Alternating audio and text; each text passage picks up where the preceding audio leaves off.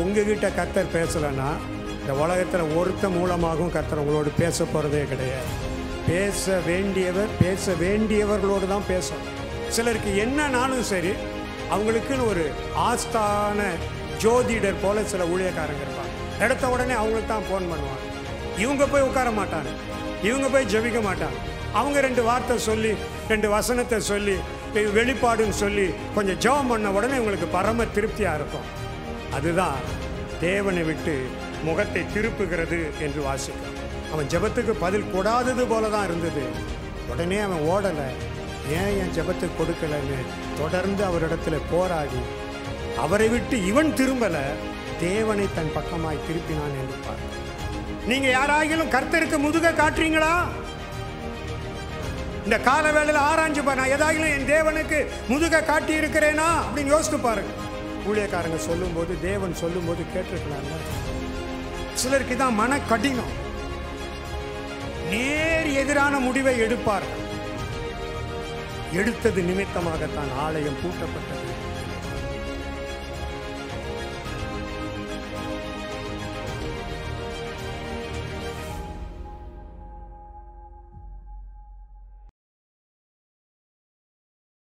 இரண்டு நாளாகமம் 29ஆம் அதிகாரம் 6வது வசனம். நம்முடைய பிதாக்கள் துரோகம் பண்ணி நம்முடைய தேவனாகிய கர்த்தரின் பார்வைக்கு பொல்லாப்பானதை செய்து அவரை விட்டு விலகி தங்கள் முகங்களை கர்த்தருடைய வாசஸ்தலத்தை விட்டு திருப்பி அதற்கு முதுகை காட்டினார்கள். அவர்கள் பரிசுத்த ஸ்தலத்தில் இஸ்ரவேலின் தேவனுக்கு சர்வாங்க தகன பலி செலுத்தாமலும் தூபம் காட்டாமலும் விளக்குகளை அணைத்து போட்டு மண்டபத்தின் கதவுகளையும் பூட்டி போட்டார்கள். ஆகையால் கர்த்தருடைய கடுங்கோபம் யூதாவின் மேலும் எருசலேமின் மேலும் வந்து அவர் இவர்களை நீங்கள் உங்கள் கண்களின் காண்கிறபடி துயரத்துக்கும் திகைப்புக்கும் பழிப்புக்கும் ஒப்பு கொடுத்தார். இதோ இது நிமித்தம் நம்முடைய பிதாக்கள் பட்டயத்தினால் விழுந்து. கடந்த வாரத்தில் இருந்து நாம் இந்த வசனத்தை வாசித்து கொண்டு தியானிக்கிறோம். ஆலயம் ஏன் பூட்டப்பட்டது? இதற்குத்தான் நாம் விடைகளை தேடிக்கொண்டு இருக்கிறோம். பழைய ஏற்பாட்டிலே எசேக்கியா அரசனுடைய காலத்தில் நடந்தது என்று நாம் நினையாமல், என்னுடைய காலத்திலேயும் இது தொடர்கிறது. நான் என்னையும் அறியாமல் அதற்கு நான் ஒரு கருவியாக மாறிவிடக்கூடாது என்பதுதான் இந்த செய்தியினுடைய சாராம்சம். தேவன் இந்த வசனங்களை ஆசீர்வதிக்கும்படி தலைகளை வணங்கி கர்த்தரை வேண்டிக் கொள்ளலாமா? அல்லேலூயா, ஸ்தோத்திரம் ஸ்தோத்திரம். நன்றி ஆண்டவரே, ஸ்தோத்திரம். யுத்தம் எனதல்ல கர்த்தானின் யுத்தம், சும்மா நின்று நான் பார்த்திட செய்யும்.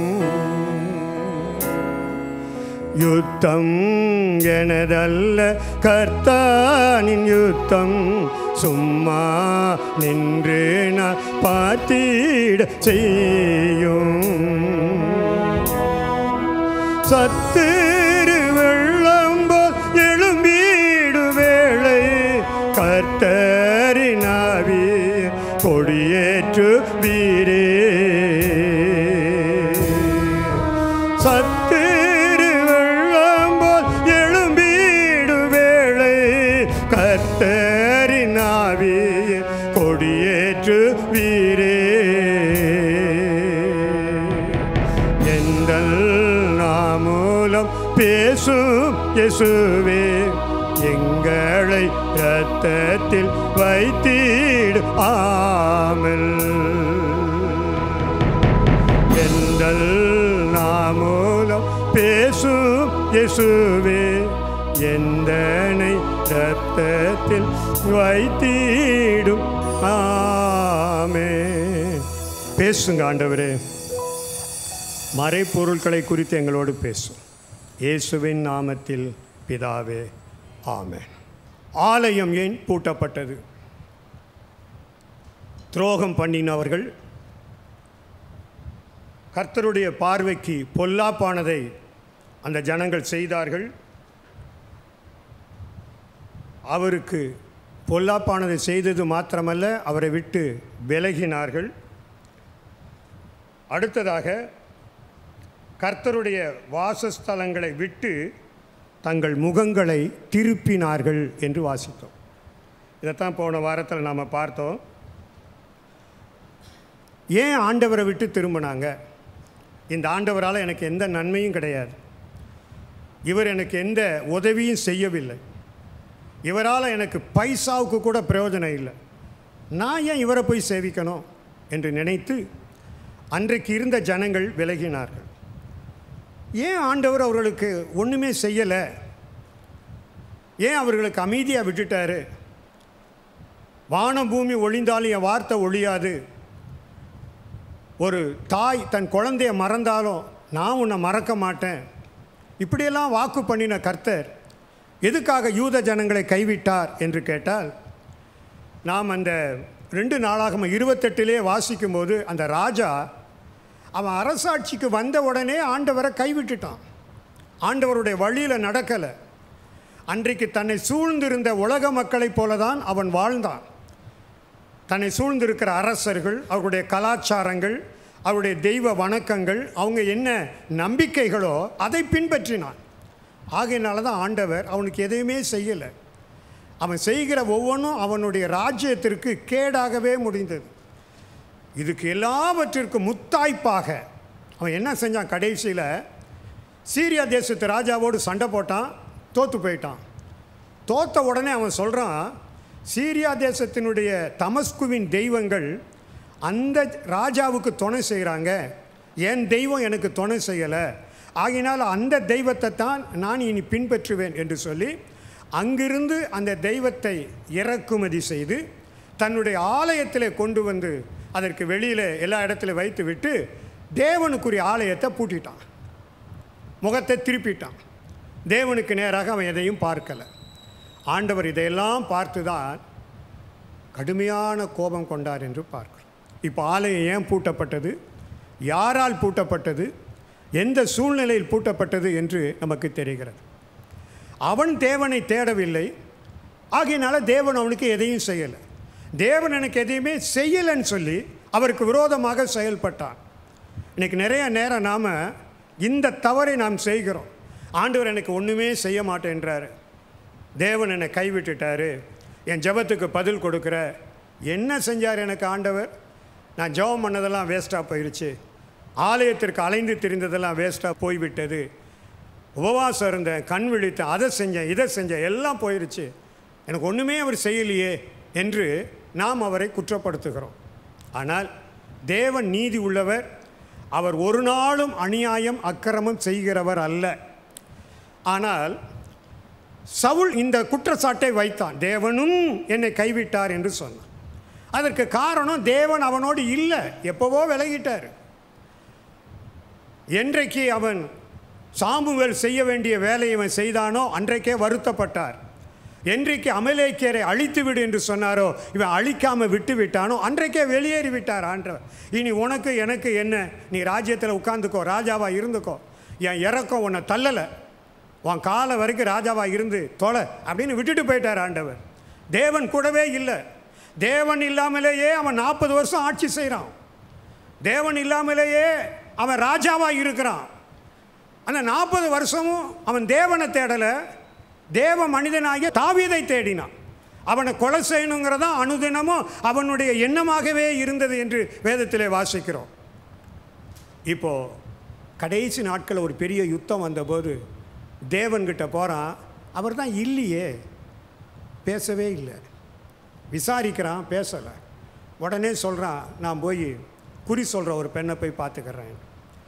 இன்றைக்கி நாமும் தேவனிடத்தில் ஜெபிக்கிறோம், பதில் வரலன்னா பரிகாரிகளை தேடுகிறோம். அதுக்கு மாற்றாக நாமும் சில குறி சொல்கிற மனிதர்களைப் போல சில ஆட்களை வச்சுருப்போம். அவங்க ஆவிக்குரிய மனுஷனாக இருப்பாங்க, ஊழியக்காரங்களாக இருப்பாங்க, அல்லது வேறு ரூபத்தில் உதவி செய்யக்கூடியவர்களாக இருப்பாங்க. அவர்கள் தான் நமக்கு இன்றைக்கு இருக்கிற குறி சொல்கிற ஆவிகள். தேவங்கிட்ட ஜெபிச்சு பார்ப்போம், அவர்கிட்டருந்து எந்த பதிலும் வரலை, அவர் நமக்கு எதுவுமே செய்யலைன்ன உடனே டக்குன்னு உடனே ஆவிக்குரியவர்கள் இதற்கு போயிடுவாங்க. அவர் டிவியில் பிரபலமாக இருக்கிறாரு, அவர் ஜெபத்தில் நிறைய சாட்சிகளெல்லாம் போடுறாரு, மேகசினில் பார்த்தா நிறையா சாட்சிகள் அவர் மூலம் வருது, அவரை பற்றி நிறையா விளம்பரங்கள் வருது, இவர்கிட்ட போய் நம்ம ஜெபம் பண்ணி நம்முடைய உதவியை நாடுவோம். ஒன்று புரிஞ்சுக்கோங்க, உங்ககிட்ட கர்த்தர் பேசலைன்னா இந்த உலகத்தில் ஒருத்த மூலமாகவும் கர்த்தர் உங்களோடு பேச போகிறதே கிடையாது. பேச வேண்டியவர்களோடு தான் பேசணும். உங்களோடு பேசிட்டு உங்களுக்கு சொன்னதை கன்ஃபார்ம் பண்ண இன்னொரு ஊழியக்காரரை கொண்டு பேசலாம், இன்னொரு கர்த்தருடைய பிள்ளையை கொண்டு பேசலாம். எனக்கும் சொன்னார், அவர் மூலமும் இந்த வார்த்தையை சொன்னார், எனக்கு உறுதியாகிவிட்டது என்று நீங்கள் சொல்லலாமே தவிர, எனக்கு ஆண்டவர் பேசலை, எனக்கு வேறு வழியில் தேடுவேன் என்றால் நீங்கள் சவுளை போல ஆபத்தான ஒரு பாதையை தெரிந்து கொண்டு போகிறீர்கள் என்ற இதுதான் அவருடைய முகத்தை திருப்பு. சிலருக்கு என்னன்னாலும் சரி, அவங்களுக்குன்னு ஒரு ஆஸ்தான ஜோதிடர் போல் சில ஊழியக்காரங்க இருப்பாங்க. எடுத்த உடனே அவங்களுக்கு தான் ஃபோன் பண்ணுவாங்க. இவங்க போய் உட்கார மாட்டாங்க, இவங்க போய் ஜெபிக்க மாட்டாங்க. அவங்க 2 வார்த்தை சொல்லி 2 வசனத்தை சொல்லி வெளிப்பாடுன்னு சொல்லி கொஞ்சம் ஜெபம் பண்ண உடனே இவங்களுக்கு பரம திருப்தியாக இருக்கும். அதுதான் தேவனை விட்டு முகத்தை திருப்புகிறது என்று வாசிக்கிறோம். ஒருவேளை தேவ முகம் மறைச்சா கூட அவர் கோபித்தாலும் இரக்கம் செய்கிறதான தேவன். கோபப்படத்தான் செய்வார். அவர் கோபப்பட்டாலும் மறுபக்கம் இரக்கமுள்ள தேவன் அவர். அந்த இறங்குகிற தேவனுக்காக காத்திருக்கணும். ஏசாயா தீர்க்கதரிசி சொல்லுவார், 8ஆம் அதிகாரம் 17-18 வசனத்தை வாசிங்க பார்க்கலாம். நானும் யாக்கோபின் குடும்பத்துக்கு, நல்லா கவனிங்க, நானும் யாக்கோபின் குடும்பத்துக்கு தமது முகத்தை மறைக்கிற கர்த்தருக்காக காத்திருந்து, கர்த்தருக்காக காத்திருந்து அவருக்கு எதிர்பார்த்திருப்பேன். அவருக்காகத்தான். அவர் எனக்கு பேசாட்டாலும், அவர் முகம் எனக்கு மறைக்கப்பட்டாலும் அவர் இருக்கத்தான் செய்கிறாரு. அவருக்காக நான் காத்திருப்பேன். அப்படி எதிர்பார்த்ததை பார்த்த உடனே ஆண்டவர் கைவிடலை. அவங்களையும் அவங்க பிள்ளைகளையும் இஸ்ரவேலில் அதிசயங்களாய் அற்புத அடையாளங்களாய் கர்த்தர் மாற்றிட்டார். அப்போ மறைந்த தேவன் அவங்களுக்கு கிரியை செய்து விட்டார் என்று வேதத்திலே நான் வாசிக்கிறோம். இந்த எசேக்கியா அரசனை பாருங்களேன். ஆண்டவர் என்ன சொன்னார்? உன் வீட்டு காரியத்தை ஒழுங்குபடுத்து. அவன் ஜெபம் பண்ணியிருப்பான், வியாதியில் இருந்தபோது ஜெபம் பண்ணுறான், அவன் ஜெபம் கேட்கப்படலை. அவனுக்கு ஏசாயா தீர்க்கதரிசி போய் சொல்கிறாரு, உன் வீட்டு காரியத்தை ஒழுங்குபடுத்து, நீ மரித்து போவாய், இன்னும் 1-2 நாள் தான் நீ உயிரோடு இருப்ப, இந்த குறைந்த நாளுக்குள்ளே உன் அரசாட்சியை என்னென்ன செய்யணுமோ செட்டில் பண்ணிடு, நீ வாழ போகிறது இல்லைன்னு சொல்கிறார். சொன்னது யார்? தேவனாகிய கர்த்தர். தேவனே அந்த வார்த்தையை சொல்கிறார். உடனே அவன் என்ன செய்கிறான்? சுவர் பக்கமாய் திரும்பி கண்ணீரோடு அழுதுகிறான். என்ன சொல்லி அழுகிறான்? வாசித்து பாருங்கள். ஏசாயா 38ஆம் அதிகாரம் 2-5 வரை வாசியுங்கள் பார்க்கலாம். எசேக்கியா தன் முகத்தை சுவர்புறமாக திருப்பிக் கொண்டு கர்த்தரை நோக்கி, ஆ கர்த்தாவே, நான் உமக்கு முன்பாக. நல்லா கவனிங்க, அவன் தேவனுக்கு முன்பாய் வைக்கிற அந்த பாயிண்ட பாருங்க, அவன் சொல்ற வரிகளை பாருங்க. நான் உமக்கு முன்பாக உண்மையும் மன உத்தமமுமாய் நடந்து உம்முடைய பார்வைக்கு நலமானதை செய்தேன் என்பதை நினைத்தருளும் என்றான். இதை சொல்லிட்டு தான் ஜெபிக்கிறான். என் ஜெபத்துக்கு நீங்க பதில் கொடுக்க மாட்டேன்றீங்க, நான் என்ன தப்பு செஞ்சேன்?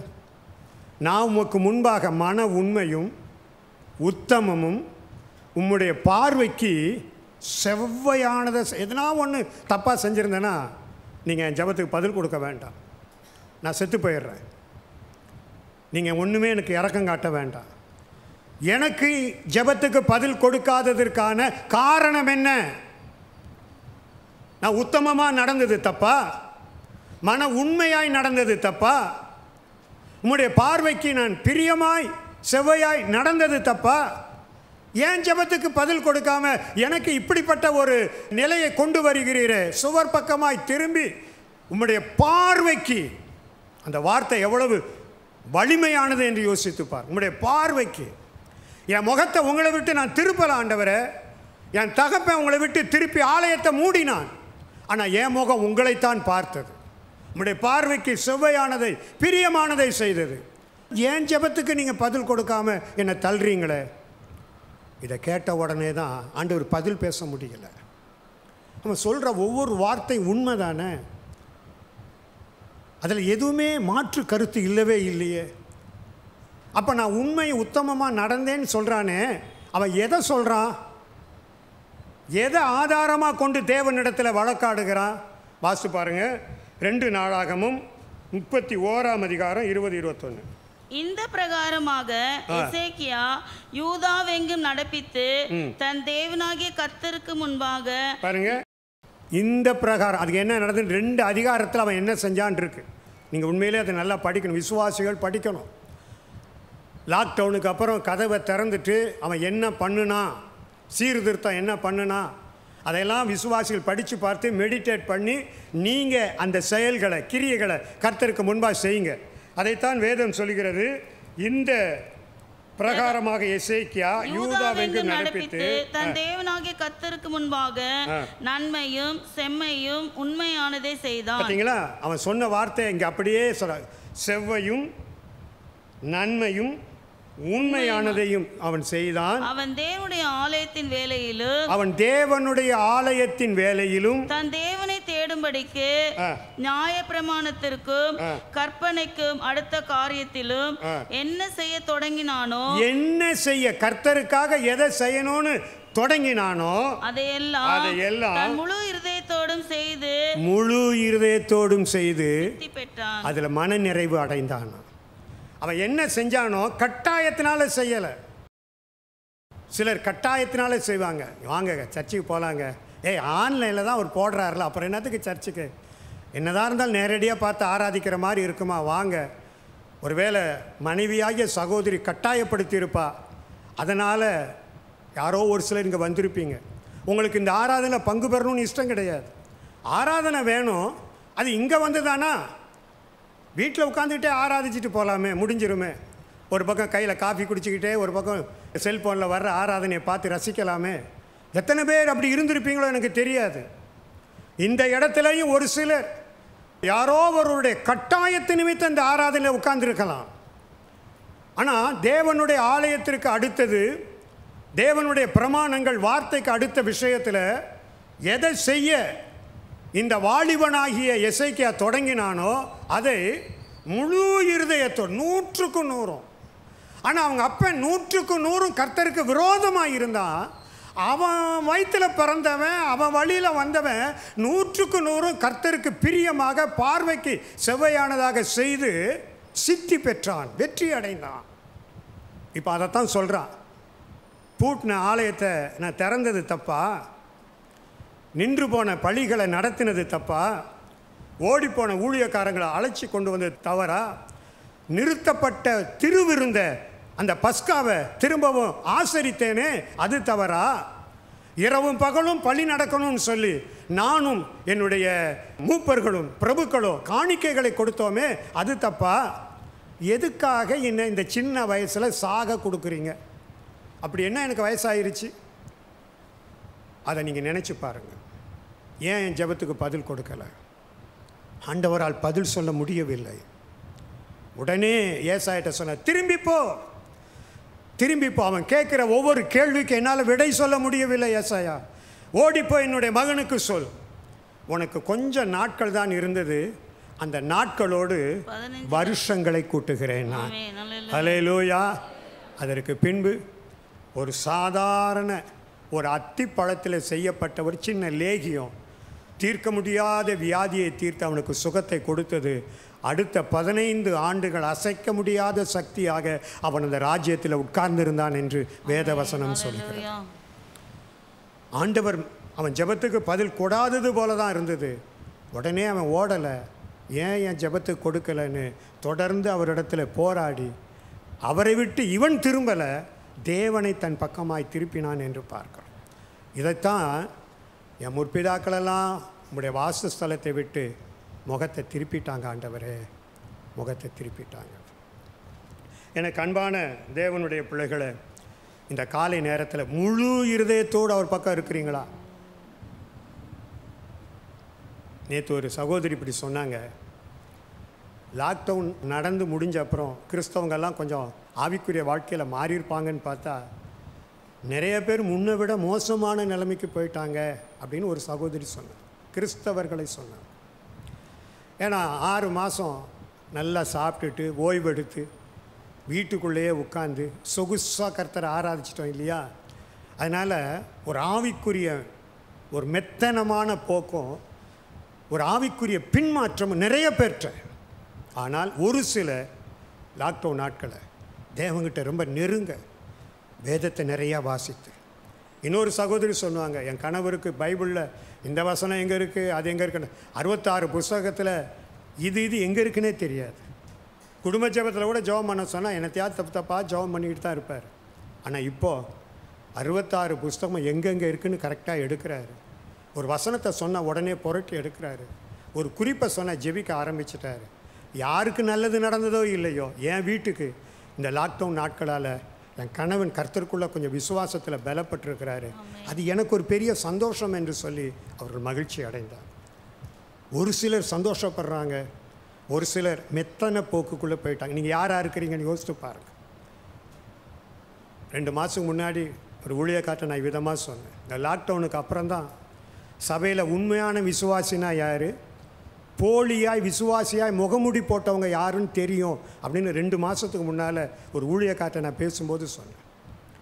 கூட்டத்தை பார்த்து நம்ம ஒருவேளை அப்படியே சந்தோஷப்பட்டிருப்போம். முதல் ஆராதனை, 2வது ஆராதனை, ஜபங்கள், அந்த ஜபம் கூட்டம் கூட்டமாக வர்றாங்க, மகிழ்ச்சி அடைந்தோம். ஆனால் அதில் எவ்வளோ பேர் உண்மையாக இருக்கிறாங்க நமக்கு தெரியலை. இந்த லாக்டவுன் நாட்களில் தான் கர்த்தர் உண்மையான முகத்தோடு கர்த்தரை பார்க்குறவங்க எத்தனை பேர், போலியாய் விசுவாசிங்கிற கவசத்தை போட்டுக்கிட்டு அவர்கள் போலியாய் ஆண்டவர் ஆதரவாக எத்தனை பேர் என்பதை இந்த நாட்களில் தான் கர்த்தர் காட்ட போகிறாருங்க. நீங்கள் அதில் யாராக இருக்கிறீங்கன்னு சொல்லி யோசிச்சு பாருங்க. உண்மையாய் எசேக்கியாவை போல கர்த்தரை பின்பற்றுகிறவனா, அல்லது சவுளை போல நான் தேடினேன் கிடைக்கல, அவ்வளோதான் எனக்கு உள்ளான மனிதன் வேறு பரிகாரத்தை வேறு வழிகளை தேட ஆரம்பித்து விட்டது என்று சொல்கிற கூட்டத்தில் இருக்கிறீங்களான்னு சொல்லி யோசித்து பாருங்க. பெத்லகேமிலே பஞ்சம் என்று வந்தபோது மோவாப்பை தேடி ஒருத்தி போனா, எல்லாத்தையும் இழந்தா. ஆனால் வாழ்க்கையில் பஞ்சம் வந்தபோது அந்த வாழ்க்கையை வளமுள்ளதாக்க மோவாப்பிலே இருந்ததான அந்த ரூத் பெத்லகேமை தேடி வந்தாள். காலமெல்லாம் கர்த்தருடைய பிள்ளையாய் இருந்தவள் மோவாப்பை பார்த்து போயிட்டா. காலமெல்லாம் மோவாப் தேசத்தில் பிறந்து சாபமானவள். மோவாப்பிய பெண் சபைக்குள்ளே சேர்க்கப்படக்கூடாது, 10வது தலைமுறையிலையும் சேர்க்காதீங்க அப்படின்னு சொல்லிட்டார். அவ்வளோ தூரம் ஆண்டவர் அந்த மோவாப்பிய இனத்தை வெறுத்தார் ஆண்டவர். ஆனால் வெறுத்த போதும் கூட அந்த மோவாப்பிய வாலிப பிள்ளை, இளம் விதவை, உம்முடைய தேவன்தான் என்னுடைய தேவன். எப்படிங்க சொல்ல முடிஞ்சது இந்த வார்த்தை? திருமணமான கொஞ்ச நாளில் கணவனை இழந்திருக்கிறா. அவள் வீட்டில் எல்லாம் கசப்பான அனுபவம். அவள் ஒன்றும் பாரம்பரியமாக கிறிஸ்தவ வாழ்க்கையில் வந்தவ கிடையாது. அவள் வாழ்ந்ததெல்லாம் மோவாப்பிய கலாச்சாரத்தில் வளர்ந்தவள். ஆனால் இவ்வளவு கசப்பு நிறைந்த போதும் தன்னுடைய வாழ்க்கையை கர்த்தருடைய கரத்தில் ஒப்பு கொடுத்து சொல்கிறா, உம்முடைய தேவன் தான் என்னுடைய தேவன்,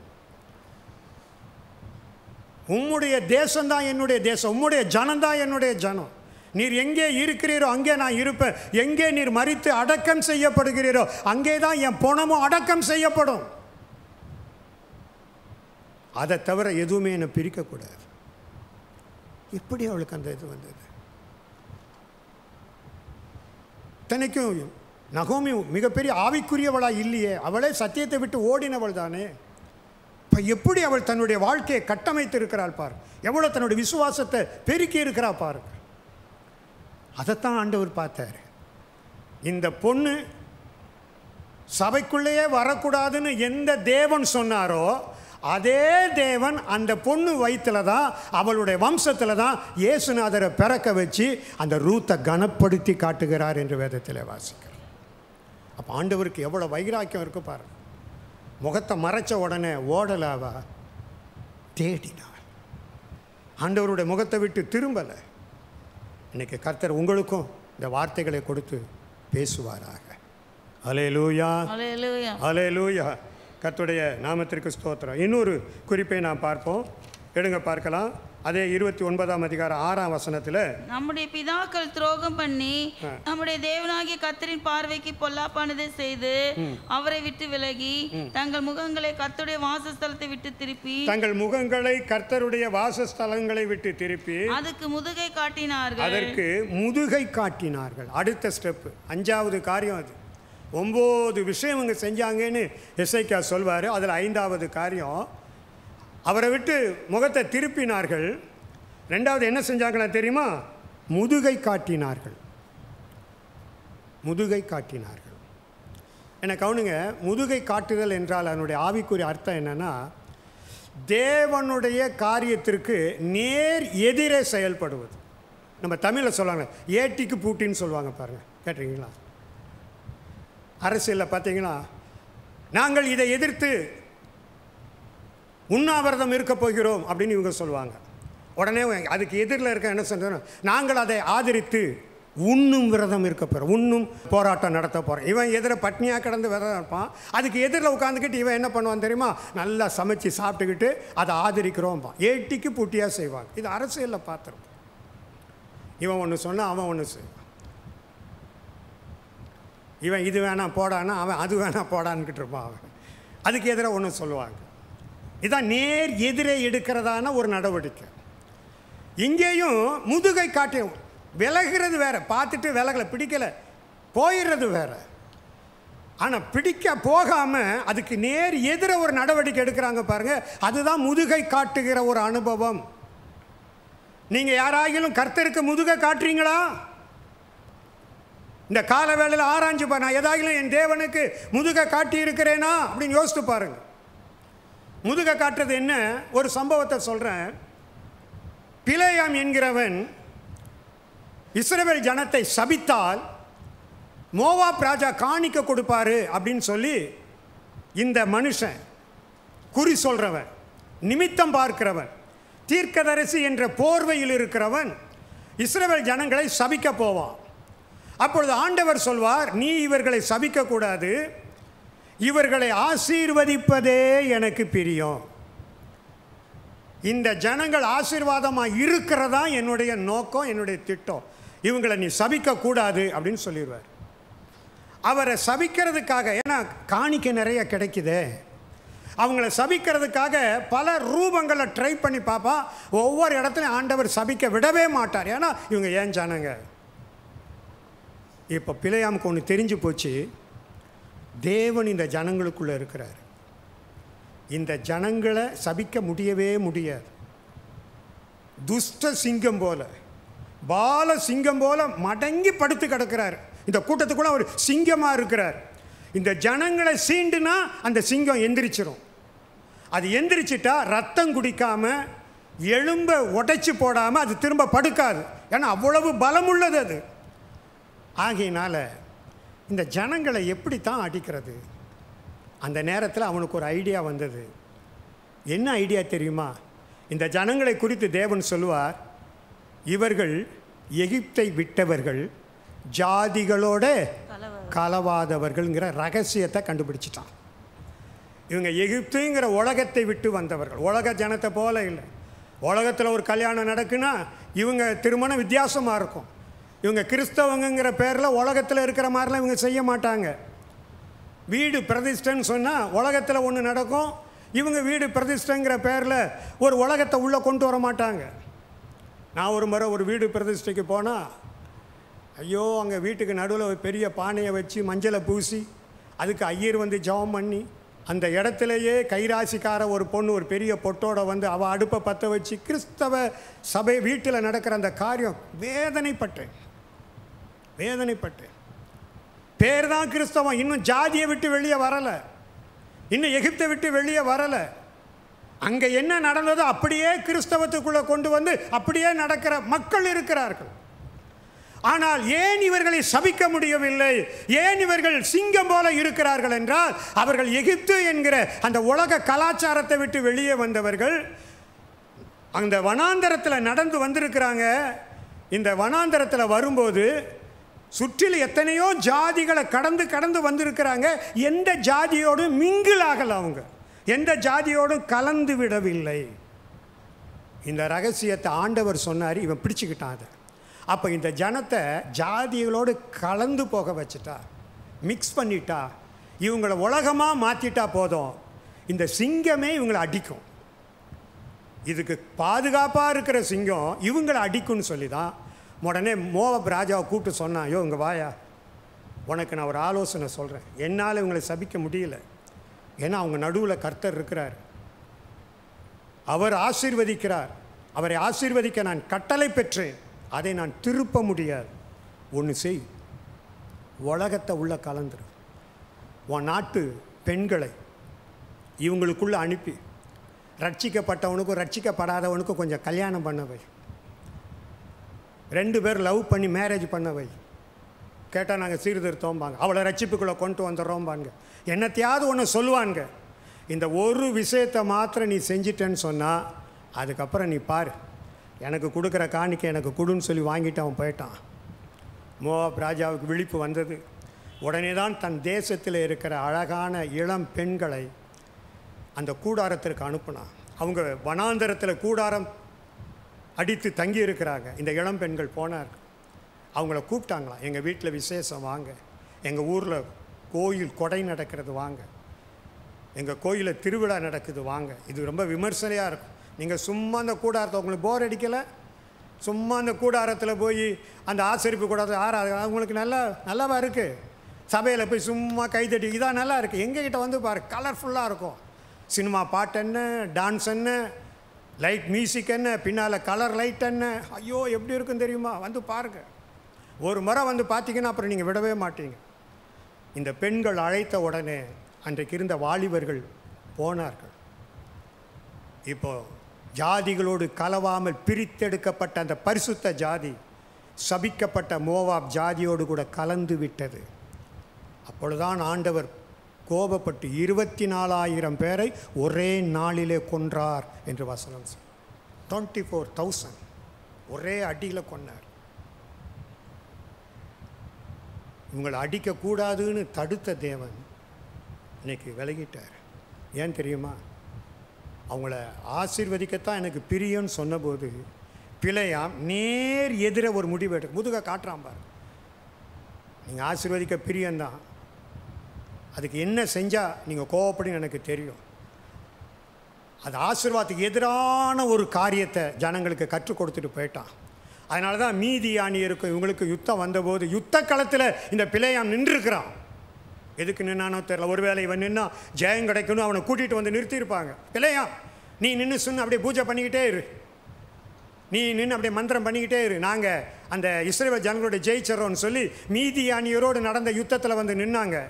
ஆனால் ஆண்டவர் இஸ்ரவேலருக்கு ஜெயம் கொடுத்து இந்த வீழ்ச்சிக்கு காரணமாக இருந்த அந்த பிழையாமை பட்டயத்தினாலே கொன்று போட்டார்கள் என்று வேதவசனம் சொல்லுது. இதான் நேர் எதிரே எடுக்கிறதான ஒரு முடிவு என்று வேதத்திலே வாசிக்கிறோம். எனக்கு அருமையான தேவனுடைய பிள்ளைகளை, இன்னைக்கு ஆண்டவர் என்ன சொல்கிறார் அதுக்கு கேட்குறோமா, அல்லது அவருக்கு எதிரான ஒரு மனநிலை உள்ளவர்களாக இருந்து நம்ம செயல்படுறோமான்னு யோசித்துப்பார். இஸ்ரவேல் ஜனங்கள் 40 நாள் வேவு பார்த்து வருவாங்க.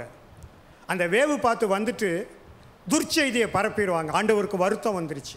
உடனே அவர் சொல்வார், 40 நாள் வேவு பார்த்தீங்கல்ல, 40 வருஷம் ஆக்குறேன், திரும்பவும் சிவந்த சமுத்திரத்தை நோக்கி அப்படியே திரும்ப சொல்கிறார். இந்த பக்கம் போனால் கானான் தேசம் பக்கத்தில் இருக்குது, நீ திரும்பி இப்படி எகிப்து தேசத்தை பார்த்துப்போ, சிவந்த சமுத்திரத்தை பார்த்துப்போ, 40 வருஷம் இந்த வனாந்தரத்தில் சுத்த விட்டுட்டவங்கள அப்படின்னு சொன்னார். இதை மோசே வருத்தத்தோடு சொன்ன உடனே அன்னைக்கு இருந்த சில இஸ்ரவேலர் என்ன செஞ்சாங்க தெரியுமா, நாங்கள் பாவம் செய்தோம், நாங்கள் தப்பாக செஞ்சிட்டோம், எங்களை மன்னிச்சிருங்க அப்படின்னு சொல்லி நாங்கள் திரும்பவும் கானான் தேசத்துக்கு போவோன்னு மலை மேலே ஏறுறாங்க.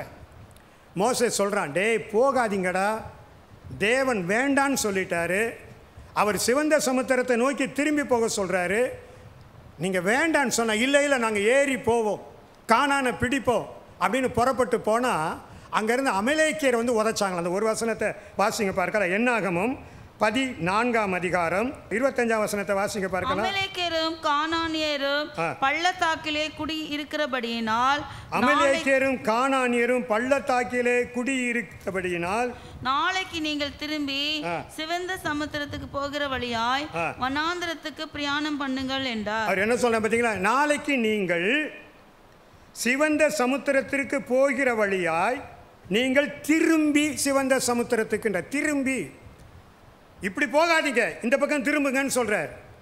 ஆனால் இவங்க என்ன சொல்றாங்க பாருங்க, 40ஆம் வசனத்தை வாசிங்க. அதிகாலமே அவர்கள் எழுந்திருந்து நாங்கள் பாவம் செய்தோம், கர்த்தர் வாக்குத்தத்தம் பண்ணின இடத்துக்கு நாங்கள் போவோம் என்று சொல்லி மலையின் உச்சியில் ஏற துணிந்தார்கள். பார்த்தீங்களா?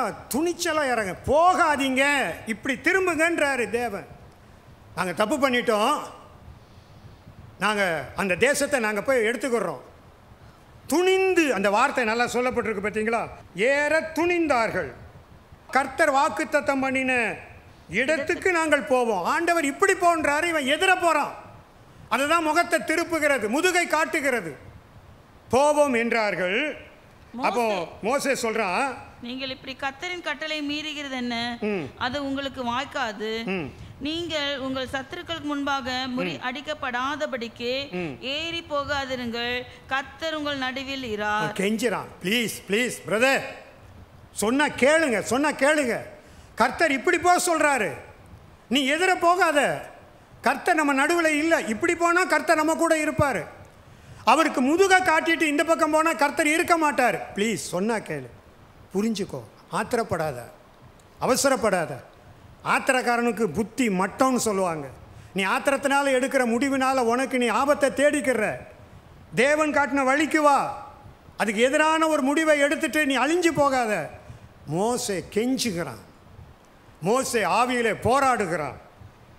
மறுபடியும் சொல்றான், நீங்கள் உங்கள் சத்துருக்களுக்கு முன்பா முறி அடிக்கப்படாதபடிக்கு ஏறி போகாது, நாங்கள் ஏறி போவோம் அப்படின்னு துணிகிறார்கள். இவன் நடுவில் போய் தடுக்கிறான், வேண்டாம் வேண்டாம், கர்த்தர் உங்கள் நடுவில் இரார். அமலேக்கியரும் கானானியரும் அங்கே உங்களுக்கு முன்னே இருக்கிறார்கள். உங்களுக்கு முன்னால் அவங்க எதிரிகள் பலமுள்ளவர்களாய் அங்கே இருக்கிறார்கள். பட்டயத்தினால் விழுவீர்கள், நீங்க அவங்க பட்டயத்தினால உங்களை கொன்னு போட்டுருவாங்க. நீங்கள் கர்த்தரை விட்டு பின் வாங்கினபடியா, நீங்க தேவன் சொன்னபடி சிவந்த சமுத்திரத்தை பார்த்து திரும்பினால் நீங்க கர்த்தரோடு போறீங்க. இந்த பக்கம் திரும்பிங்கன்னா கர்த்தரை விட்டு பின் வாங்கிட்டீங்கன்னு அர்த்தம். நீங்க கர்த்தரை விட்டு பின் வாங்கினபடியால் கர்த்தர் உங்களோட இருக்க மாட்டார் என்றான். உங்களோடு இருக்க ஊழியக்காரன் சொல்லத்தாங்க முடியும்.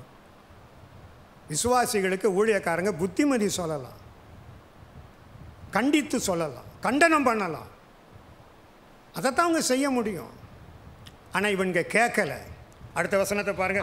ஆனாலும் இவ்வளோ கெஞ்சிறான், ஒரு தேவ மனுஷன் இவ்வளோ கெஞ்சிறான், உதாசீனப்படுத்திட்டு ஆனாலும் அவர்கள் மலையின் உச்சியில் ஏற துணிந்தார்கள். மலையின் உச்சியிலே தேவன் சொல்லாத இடத்துல தேவனுக்கு முதுகை காட்டிக்கொண்டு ஏற துணிந்தார்கள். கர்த்தருடைய உடன்படிக்கையின் பெட்டியும் கர்த்தருடைய உடன்படிக்கை பெட்டியும் மோசேயும் பாளையத்தை விட்டு போகவில்லை. ஆண்டவரும் அங்கே இல்லை, தேவ பிரசன்னமும் அவங்க கூட இல்லை, தேவனுடைய ஊழியக்காரங்களும் கூட இல்லை. இவங்க மாத்திரம் போறாங்க.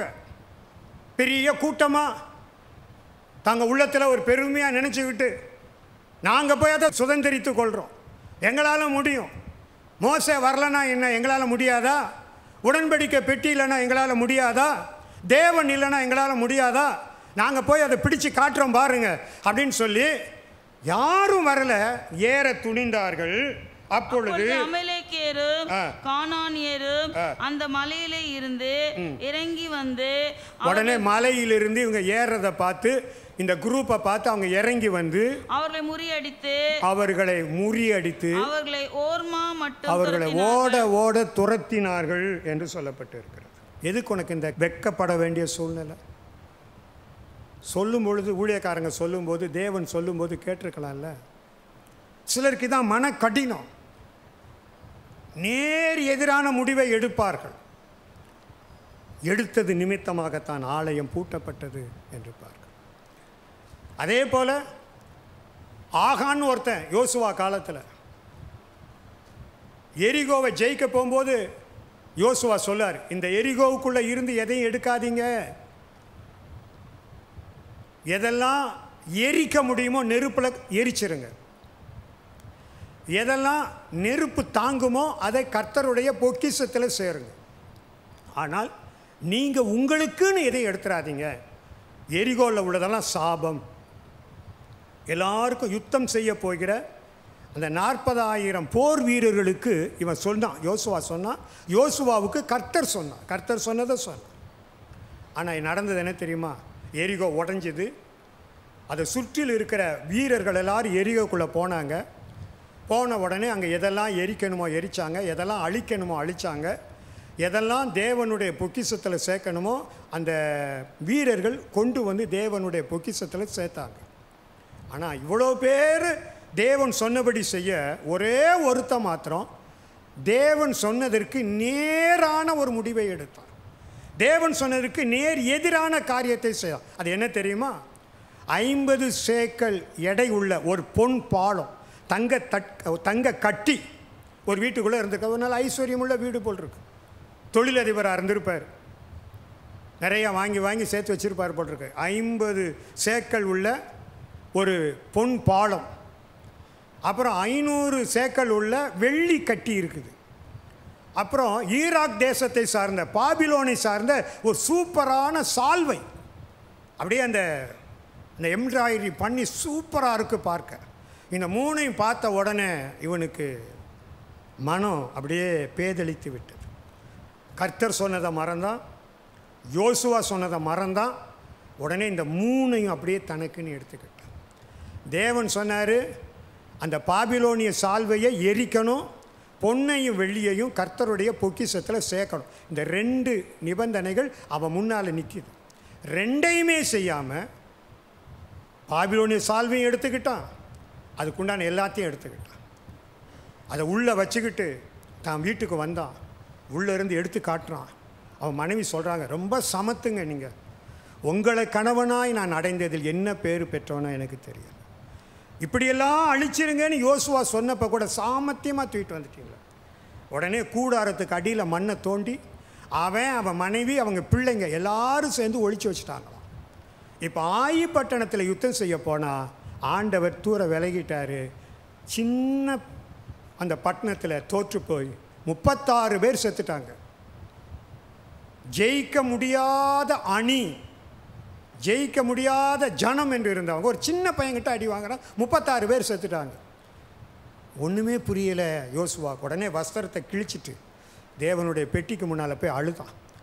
புழுதி அள்ளி தலை மேலே போட்டு, நாங்கள் எப்படி தோற்றோம், நாங்கள் எப்படி தோற்க முடியும், நீங்கள் எங்கள் கூட இருக்க எப்படி நடக்கும், இது என்ன ஆச்சு, எப்படி இதை அனுமதித்தீர்?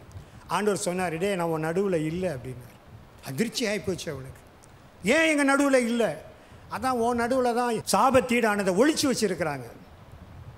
இந்த சாபத்தீடானதை உன்னை விட்டு விலக்காத வரைக்கும் நான் இருக்க மாட்டேன். அப்போ யாருன்னு பார்த்த பொழுது ஆகான்னு ஒருத்தன். இவன் கூட இருக்கிறவங்கெல்லாம் எரிக்க வேண்டியதை எரித்து தேவாலயத்தில் சேர்க்க வேண்டியதை சேர்த்தா இவன் மாத்திரம் திருடி தனக்குன்னு வச்சுக்கிட்டான், தேவனுக்கு கொடுக்கலை. அது அவனுக்கு சாபமாக முடிஞ்சு. முதுகை காட்டுறது என்பது இதுதான். நீங்கள் எதை காட்டுறீங்கன்னு யோசித்து பாரு. இன்றைக்கி ஒரு ஸ்பெஷல் சர்வீஸ் வாங்கன்னு சொன்னால் எல்லோரும் தேவனுடைய காரியத்துக்கு வருவாங்க. ஆனால் இவங்களோ அதுக்கு எதிரான ஒரு காரியத்தில் ஒரு பக்தி இல்லாத முக்கியமற்ற ஏதோ ஒன்றுக்கு முக்கியத்துவம் கொடுத்து போய் நிற்பாங்க. அதுதான் முதுகை காட்டுவது. இன்றைக்கி இந்த 2 காரியத்தை மனசில் வச்சுக்கிடுவோம். அவருடைய வாசஸ்தலத்தை விட்டு முகத்தை திருப்பாதிருங்கள். ஒருவேளை முகம் மறைக்கப்பட்டாலும் அவருடைய பாதத்தில் காத்துருங்க. அவர் எழுந்துரு. மோசே கூட நான் வரமாட்டேன்னு தான் சொன்னார். நீர் வரலன்னா பரவாயில்ல, என் தூதனை அனுப்புகிறேன். ஓகே ஓகே, தூதனை அனுப்புங்க, அவன் கொண்டு போய் என்னை சேர்க்கட்டும். நான் சொன்னான், உம்முடைய சமூகம் எனக்கு முன்னே செல்லாதிருக்குமானால் என்னை இந்த வனாந்தரத்திலிருந்து நீர் கொண்டு போக வேண்டாம் என்று சொல்கிறேன். அதான் வாஞ்ச. அவருடைய முகத்தை விட்டு திருப்பாமல் காத்திருக்கிறது. உலகால் பயிடலாமா?